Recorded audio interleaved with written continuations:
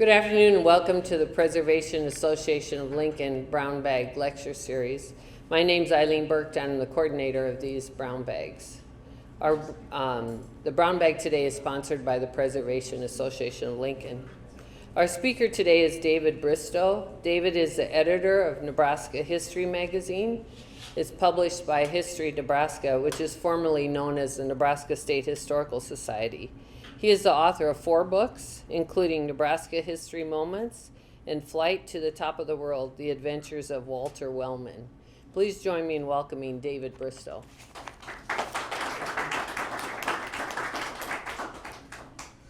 Thanks for having me. Today, we're going to talk about, well, perhaps other than the state capitol, and maybe even more than the state capitol, Nebraska's most famous building, and its less well-known predecessors. Memorial Stadium, as we all know, turns 100 years old this year, or at least the innermost core of that structure is now a century old.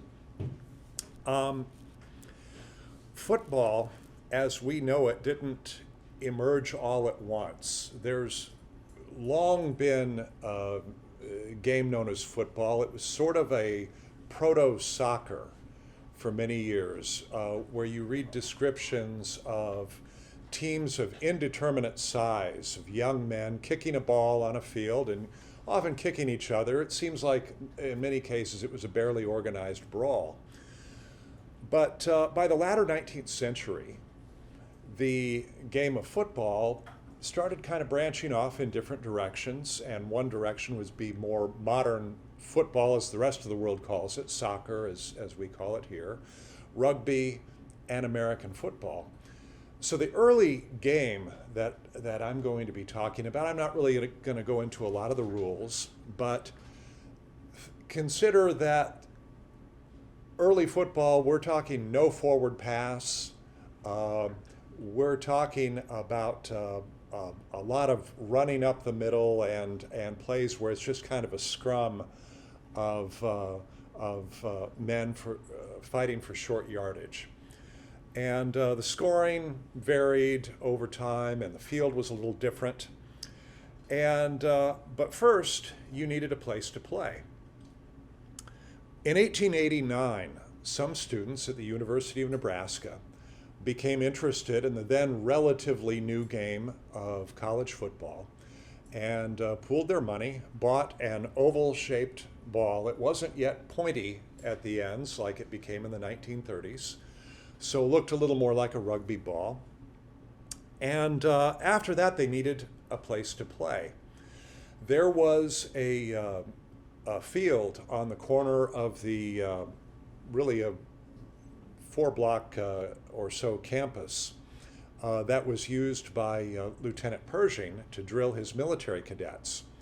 And they realized that if they could only cut down a few trees, it would be large enough for a game. It isn't clear whether or not they actually got permission to cut down the trees. According to one account, yes, they received permission to cut down the most objectionable of trees. But if you've seen early photos of Lincoln and of the University of Nebraska, you know that trees were a pretty precious commodity. Even by 1889, the university wasn't that many years removed from being a single building out on the middle of the prairie at the edge of town. So according to one story, the young men borrowed an axe and went out at night and would surreptitiously lop off a branch here or there until eventually they got rid of the trees. One of the members of the first official team said that it was a lot easier to get guys interested in playing football than to get guys to show up to grub out stumps. But nevertheless, they got it done, and this is the earliest known photo of Nebraska football. This is probably not a varsity game because they weren't yet playing varsity games at the field on campus. This is said to be 1895, and where this field is, if you can kind of see the map that's on the left side of your screen. The library, what's now Architecture Hall, was a new building completed in 1895, so it wasn't there when they first created this field. But the original field would be just to the north of what's now Architecture Hall, going up toward T Street. And but even after they created a field, they didn't have any bleachers, and so they actually played the varsity games elsewhere. In 1890, the first Nebraska football game actually took place in Omaha. They played a YMCA team at a baseball field, and the first games in Lincoln weren't played until 1891. You can kind of see a little bit of the uniforms. The first official team wore kind of white canvas in 1890 rather. But I don't know if the designer of the Herbie Husker mascot in the 1970s knew it, but in 1889, the first unofficial intramural games were, according to Roscoe Pound, played in overalls. So that was the beginning of Nebraska football. So in 1891, in their second official season, they held their first games in Lincoln. The first home game was actually at what was then known as Lincoln Park, today's Cooper Park. So what's now Cooper Park was the home field for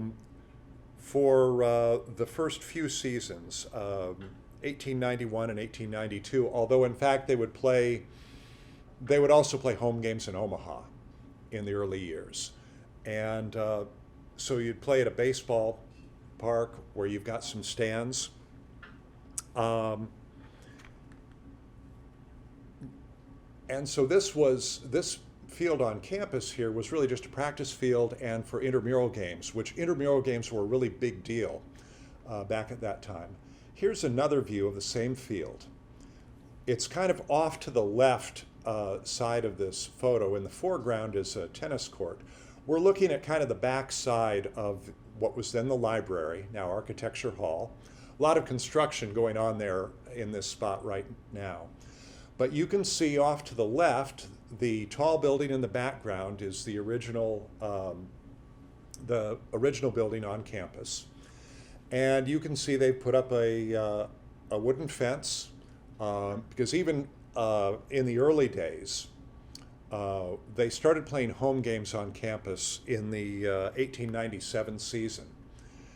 They built bleachers along what was then 10th Street, now Stadium Drive, and they put up a fence to make sure that people couldn't watch the game unless they paid. That didn't necessarily prevent people from watching the game through other means, as we will see. I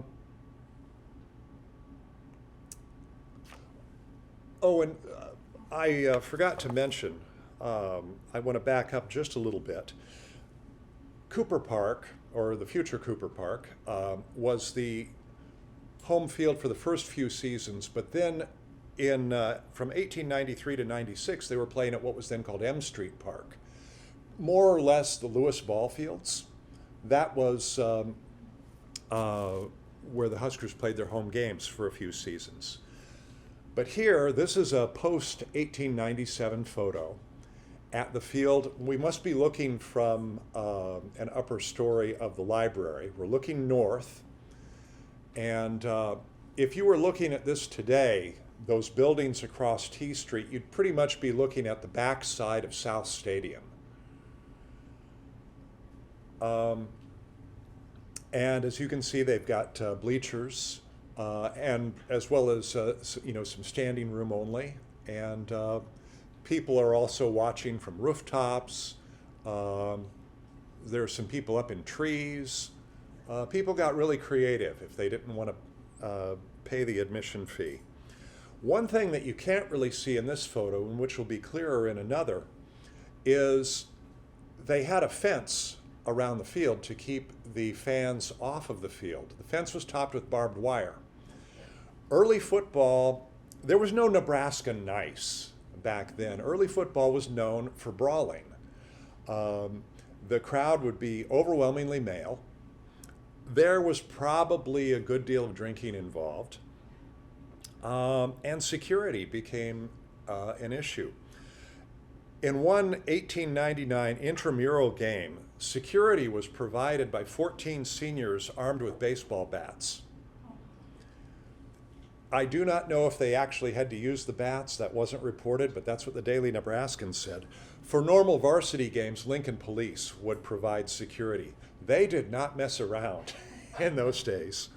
And some of the early game reports would say things like, yes, well, you know, they played a game in Colorado the other day and there was no brawling. They would have to point that out.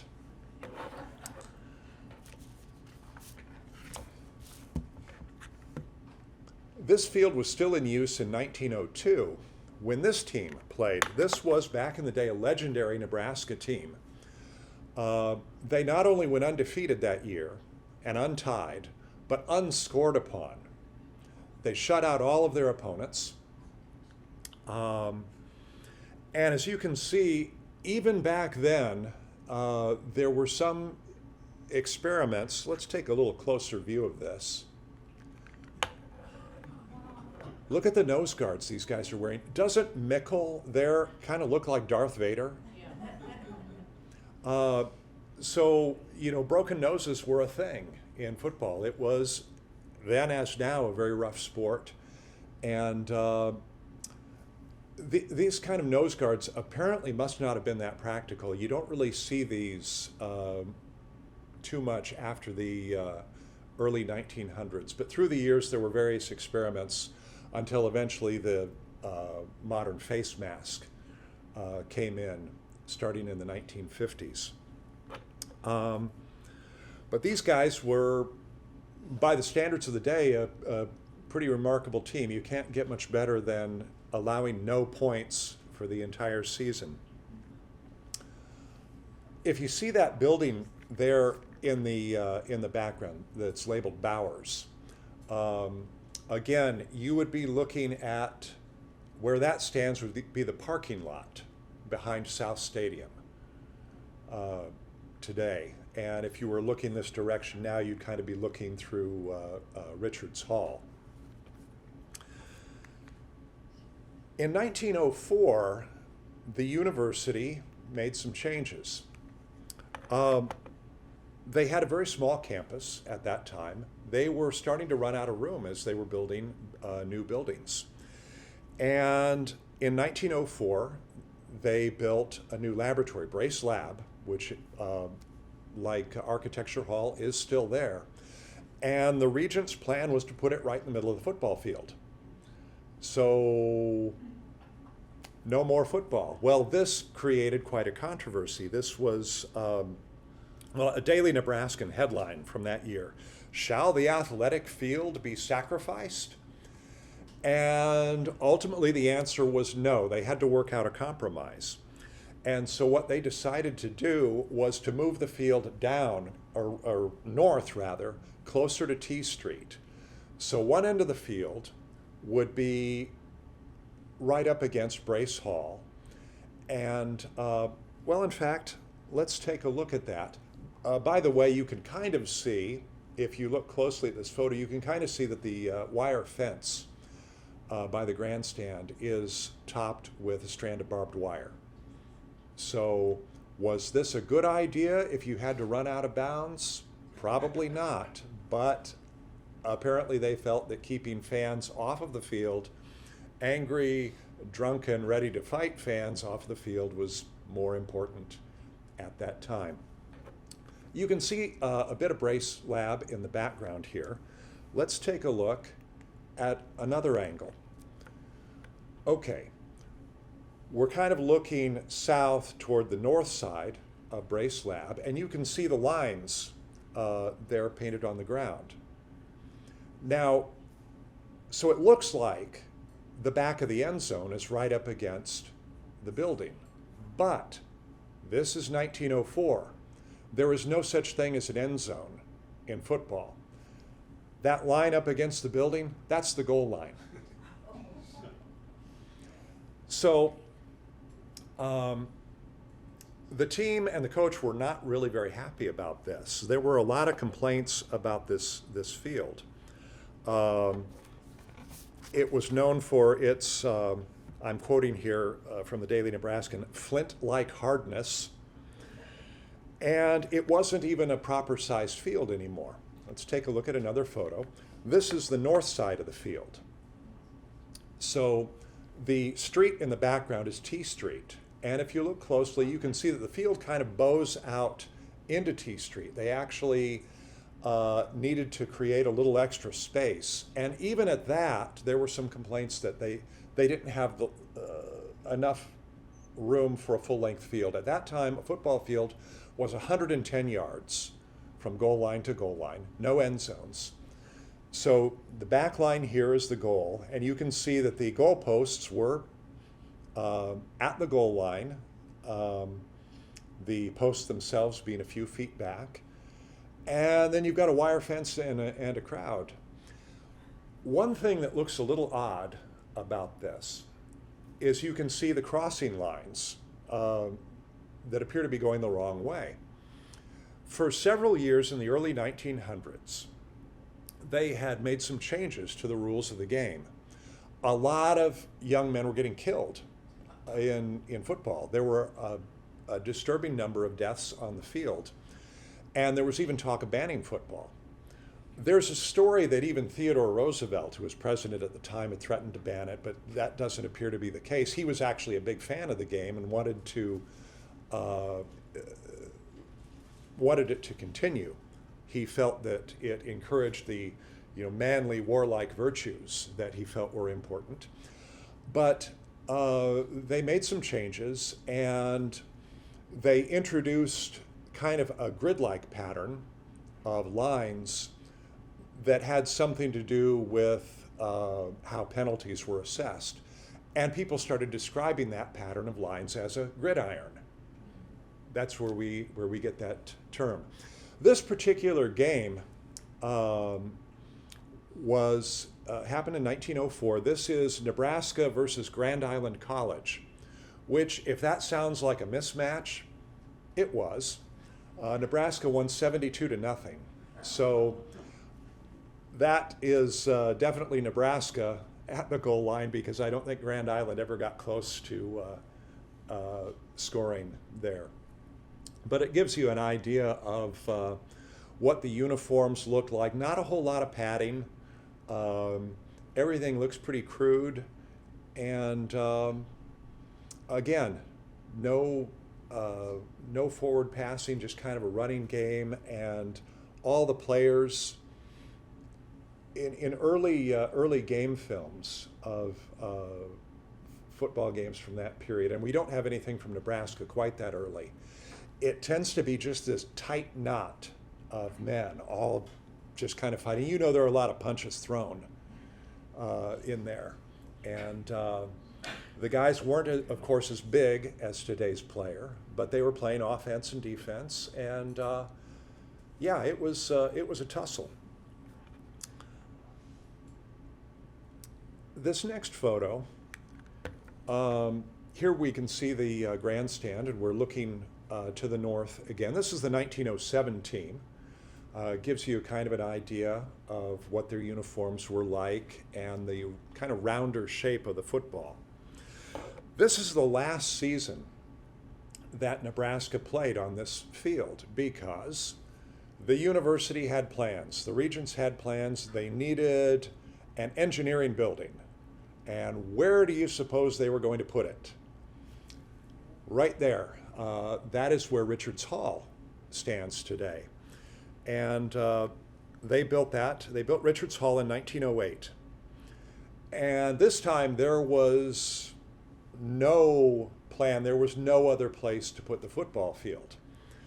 And so for the 1908 season, Nebraska was back to M Street Park, again over by Lewis Ball Fields for the entire season. Team was not happy about this. Even the governor at the time called it, and I quote, "a shame and a disgrace." Nebraska had the worst football facilities of any of its peers. And the coach at the time was quoted in the Daily Nebraskan as saying, "We had to go out into a cow pasture with ruts every 10 feet to get a place where we could practice at all." So they didn't even have a practice field. They had to go out in the country somewhere. So the legislature, under pressure, started talking about giving the university the power of eminent domain, which they had not had. And so in 1909, the university started buying land north of T Street. There had been talk about this for a few years. So north of T Street at that time, where Memorial Stadium now is, was a residential neighborhood. Had been for long enough for trees to grow up and for it to look relatively finished. This picture was taken in 1909. The street you see in the foreground is T Street.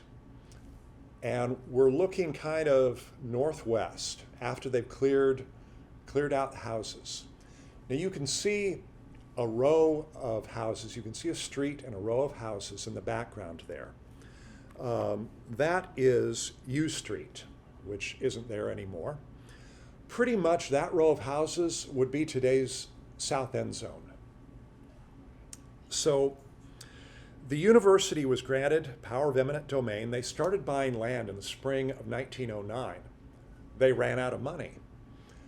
And so it was actually some outside donors that helped them buy the rest of the land. So they had condemned 2 blocks in April of 1909, but the land purchases were not complete until June, the middle of June. By the middle of October, you have this. Now, it probably, all of those bleachers weren't there by October 1909. This photo is probably closer to 1920 or something.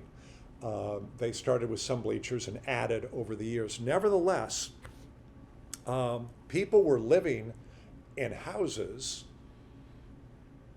in the spring of 1909 on ground that by the middle of October was a football field. And it does kind of raise the question of how effectively could you actually tear down houses, fill in cellars, fill in wells, and get a football field ready by the middle of October? Well, the answer is not particularly well. Nebraska played the first part of the season back at M Street Park, and then on October 23rd, 1909, they played their first game on the new Nebraska field, played Iowa to a 6-6 tie. They complained about the hard, pebbly surface, and the Daily Nebraskan complained about Nebraska fans and said, "Oh, these people who are so happy to come to a game, but we can't get enough volunteers to come walk the field before the game. We only had a small number of people out there picking up stones, sticks, pieces of broken glass, and other things from the field before the game is played." So it was pretty rough. And it was even worse than that. Lincoln High School was scheduled to play a game on this field in 1909. They ended up refusing after they discovered a sinkhole at the 10-yard line. It turns out that there was an old well that had not been properly filled in.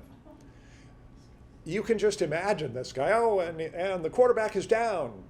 He's way down.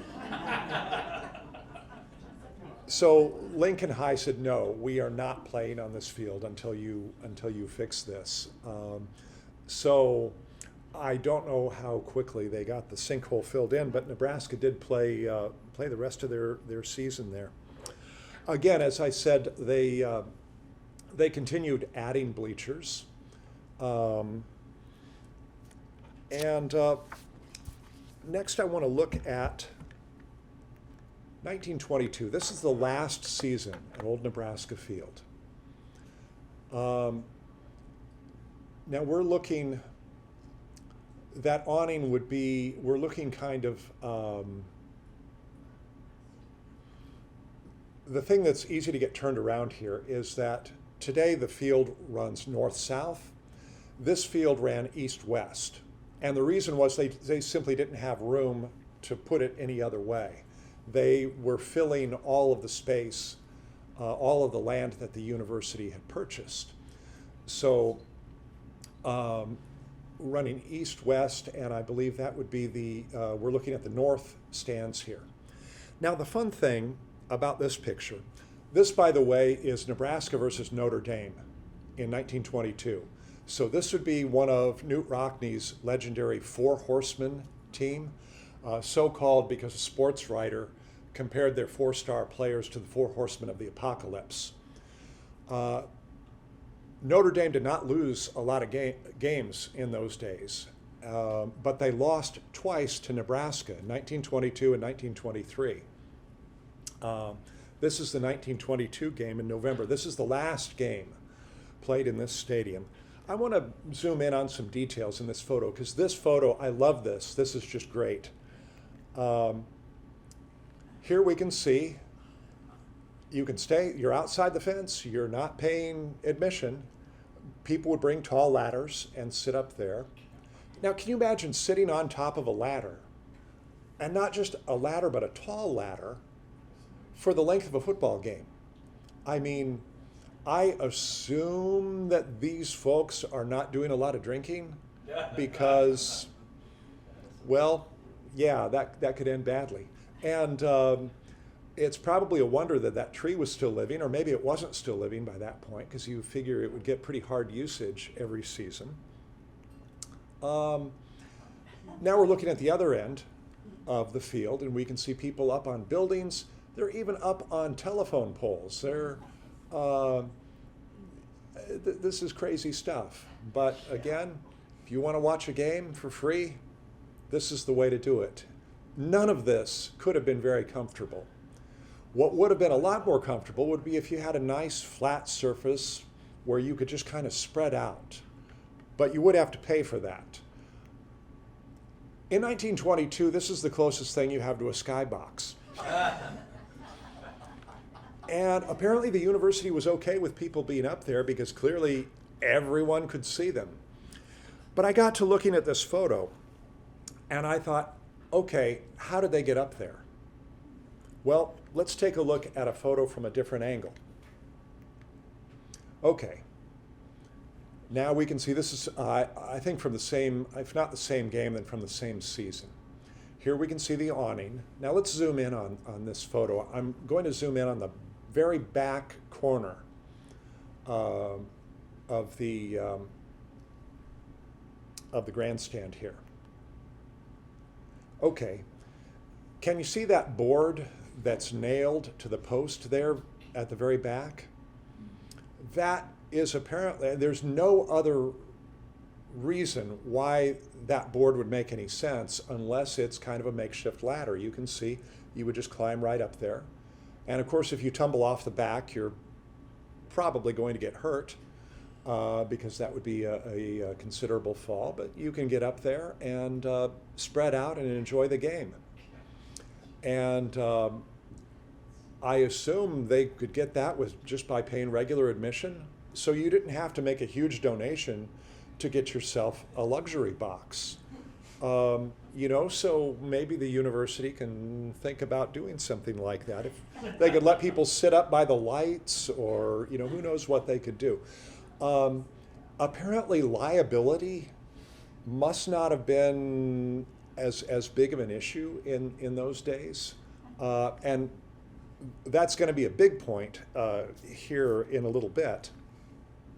Okay, so that is Nebraska Field. But by 1922, Nebraska Field was really a little too small. I think the most they ever packed into that stadium was 16,000 people, probably for this game that we're looking at here. And that was filling every bit of space that they could. But after World War, let's advance to the next photo. I'll explain this one in a bit. After World War I, a lot of people started talking about building a Nebraska World War I memorial. Of course, they didn't call it World War I then because they didn't yet know this was, the Great War was the war to end all wars.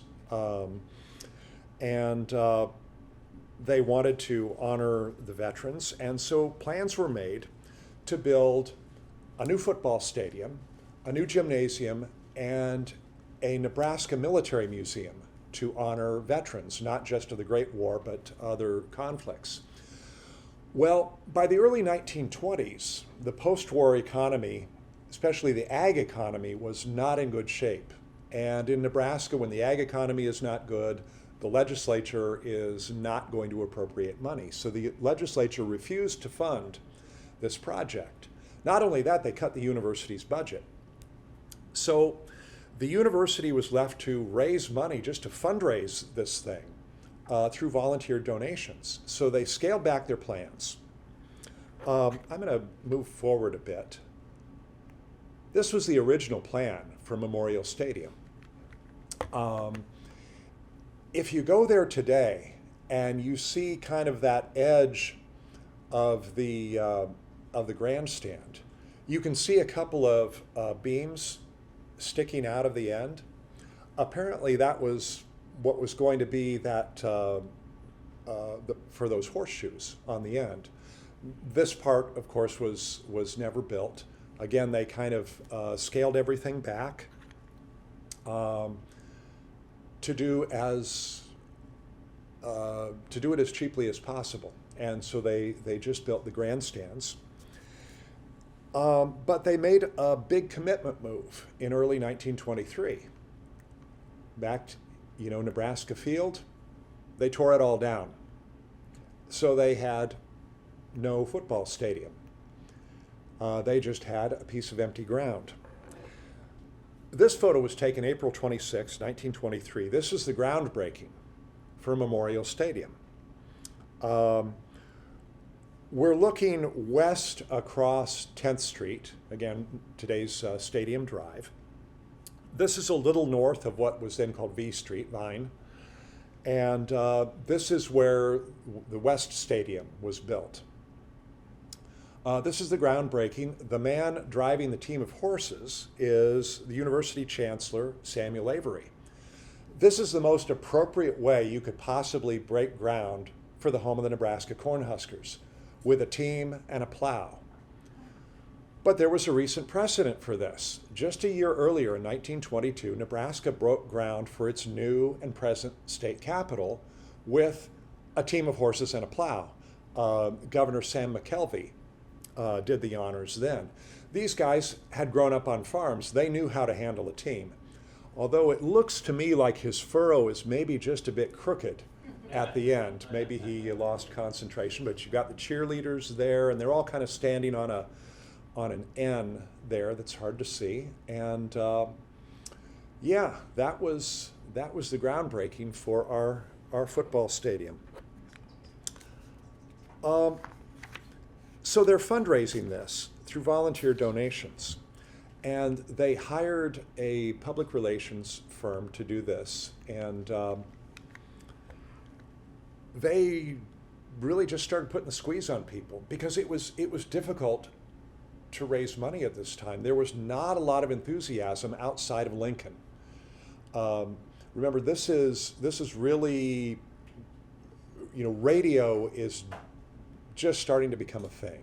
So you're not listening to games on radio. You're not going to drive your car into Lincoln if you're coming from very far on the dirt roads of the day. And so the games, it's really kind of a Lincoln thing. And in towns around Nebraska, they don't necessarily want to encourage people to contribute to this this Great War Memorial Stadium when it might take money away from local war memorials that they're trying to raise money for. So they started putting the squeeze on local residents, on students. People would be encouraged to pledge, and by encouraged I mean there were apparently some threats and intimidation, and how college students can be? Well, they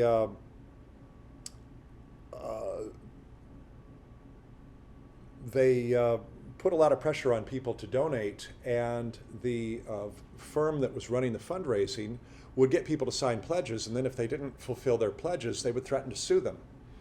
And they actually did file some lawsuits. And so they were going to raise the money one way or another. So by the middle of 1923, the question is, and we can see Memorial Stadium under construction. The real question was not only will they raise enough money to pay the contractors, but also can the contractors get it done in time? And the answer was not really. But the university decided football season is going to begin. We're scheduled to host Oklahoma on October 13th. We are playing in Memorial Stadium. The contractor said, look, we are not legally liable if somebody gets hurt. We've got scaffolding up. The thing is not finished. This really isn't safe. But they held the game anyway. This is from History Nebraska collections. The brochure from the opening game at the new stadium, Nebraska versus Oklahoma. This isn't entirely accurate in that it's showing, unless that's supposed to be an Oklahoma player, it's showing a Nebraska player in a red jersey. Nebraska did not wear red for that game.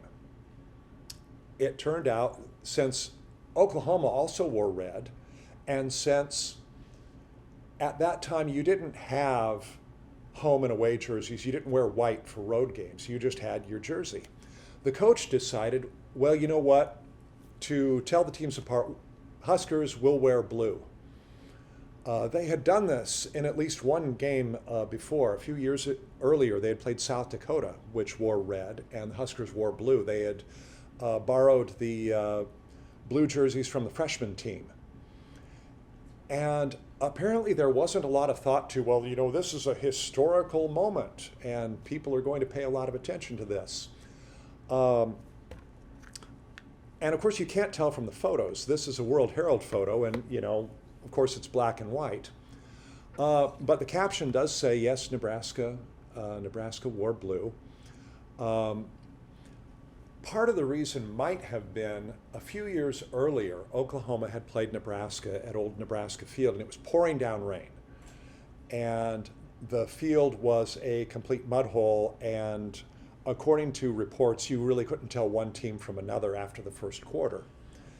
As it turned out, it didn't stop Nebraska, which blew out Oklahoma. We tend to think, well, this would have been a big deal, first game of the new stadium, plus it's Oklahoma. But at that time, this was not yet a big rivalry. Oklahoma and Nebraska hadn't been in the same conference for more than a few seasons. Oklahoma had not yet ever beaten Nebraska. I think maybe they had tied them once. Oklahoma wasn't supposed to be very good this year. And the big event was going to be the following week, homecoming against Kansas, when they would have the official dedication of the stadium. And we do have a photo. This is the best photo I could find, and we can't really even see any of the stadium during the first game. But here, this is October 20th, the official dedication. This is homecoming. As you can see, finished? No, not even close. There was some talk ahead of the game of the stadium jinx. A lot of teams were building new big stadiums at that time, and it seemed like every time a team would build a new stadium, they would host their first game and get blown out. And so Nebraska fans were afraid that Kansas was going to do a number on them. Well, as it turned out, the teams played to a scoreless tie. So I'm not sure how fun that was to watch, but at least Nebraska did not lose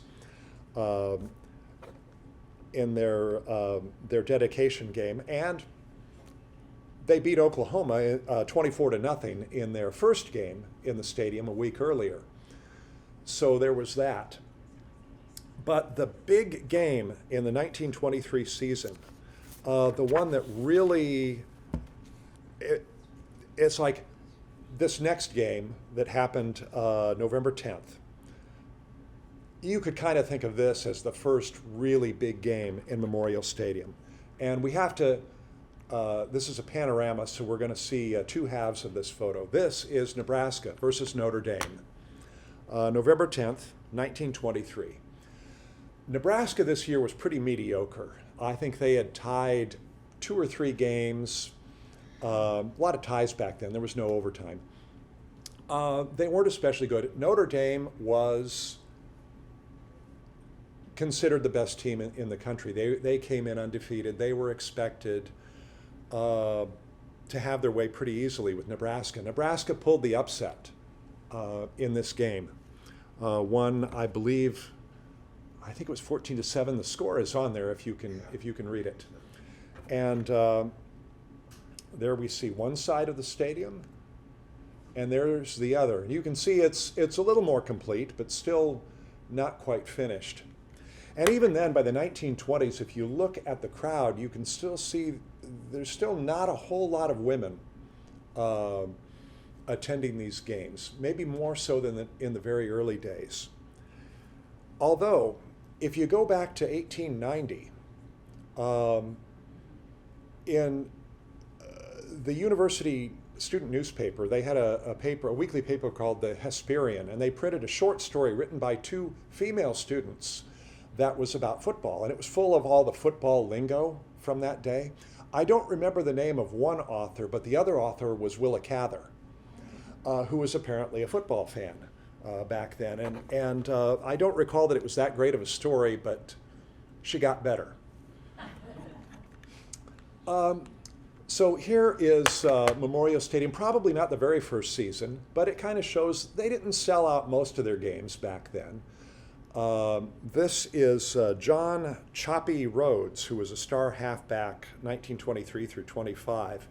Kind of shows the uniforms and what the game looked like back in those days. And here is another early view. This is, I think, 1920s. It's before the field house was built. But, and this would have been a very big game because, as you can see, it's the stands are filled, and they've got some stands in the bleachers. But pretty much they didn't expand the stadium until the Bob Devaney years in the 1960s.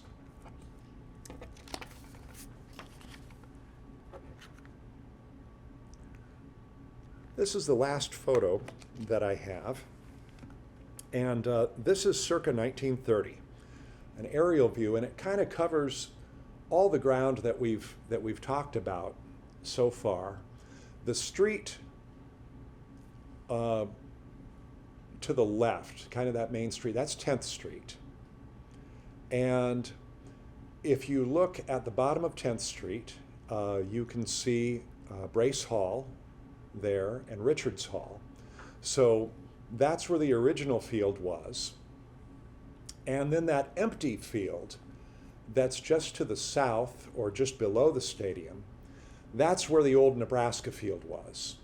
And again, that's where South Stadium stands now. It looks like it was maybe set up as a practice field at that point. But this is showing the stadium as it looked for many years.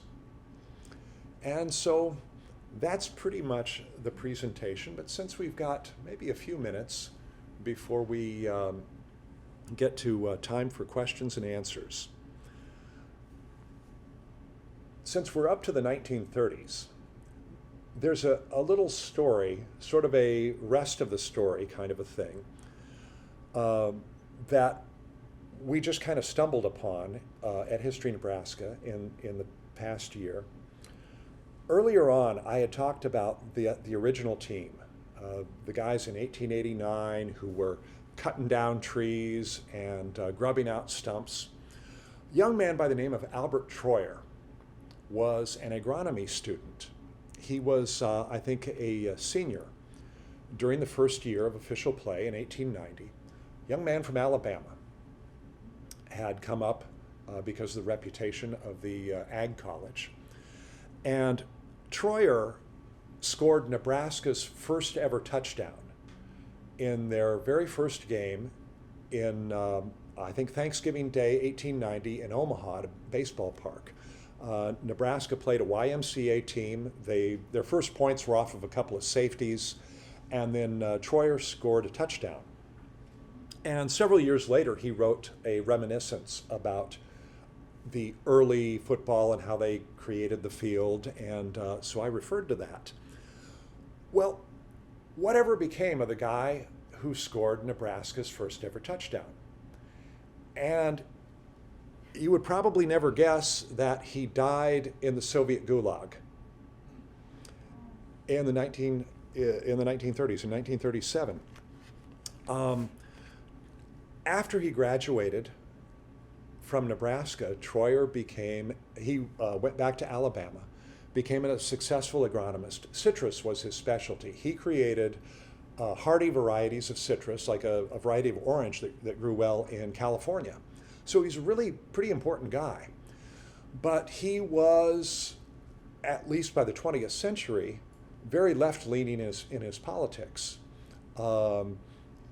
and was involved in the Communist Party by the 1930s. This wasn't all that uncommon. I mean, the 1930s were really desperate times. There were people who were interested in fascism. There were Nazi sympathizers in the United States, and there were people who felt like the Soviets had it together. And Troyer, unfortunately, was one of the latter. And so Soviet agents recruited him. In 1934, he and his wife, he was in his 60s by that point, but he gathered up his rootstock and went to the Soviet Union, down by the Black Sea, where it was warm enough, and was helping to develop a citrus industry in the Soviet Union. Well, I'm sure we've all heard of Stalin's purges. Stalin was a really paranoid guy, and apparently what happened is it looks like some Soviet officials decided, if Troyer was out of the way, we could take credit for his work. We pretty much got the good out of this guy. And so his wife returned to the United States and reported to the State Department, look, my husband has been arrested. And also he's no longer a US citizen. He had renounced his US citizenship. And she said, well, he's really not a political guy. This isn't about politics. He just wanted to be able to stay in the Soviet Union to work on citrus. It sounds like she was trying to put a good spin on it. Anyway, the State Department really felt like he's not a US citizen, there's not a lot we could do, probably not a lot we could do anyway. And so Troyer was never seen or heard from again. And that was the end of the guy who scored the first touchdown for Nebraska. So made some unfortunate choices. But yeah, you never know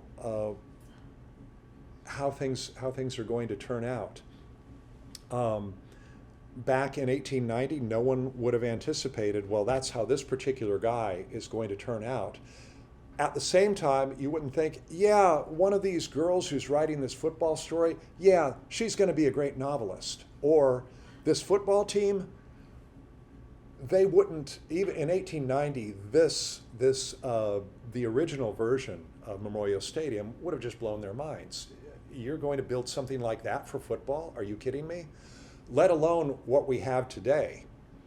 And they really would not have understood, oh yeah, you're going to expand that so you could put more than 90,000 people in it if you can put them on the field, which you could do for a women's volleyball game. So plenty of surprises. Anyway, that's all the material that I have. So thank you very much for listening. If you have any questions, I'd be happy to answer them, or at least try to.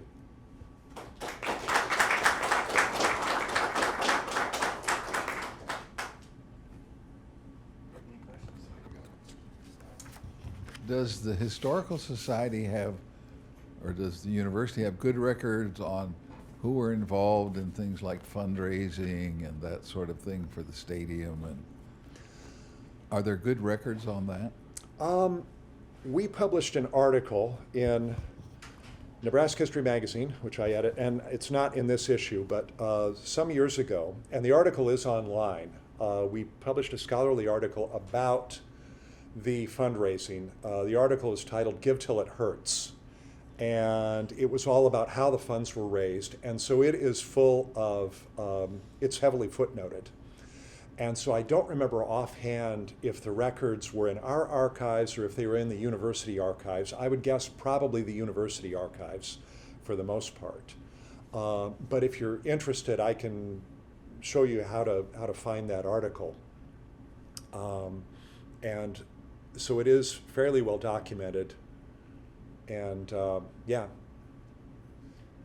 I think the author of, I know the author of that was Michelle Fagan. Yes, that is correct. She was the university archivist at that time, so Okay. I think she used a lot of archival material from UNL. Yeah, it's a really interesting article because she really goes into the whole kind of social and economic context, as well as the kind of high pressure tactics that were used. And the fact that, you know, they built an entire football stadium with no tax dollars is pretty amazing. And they did it at a time when the economy was not that great. I guess it shows how much even then football was valued.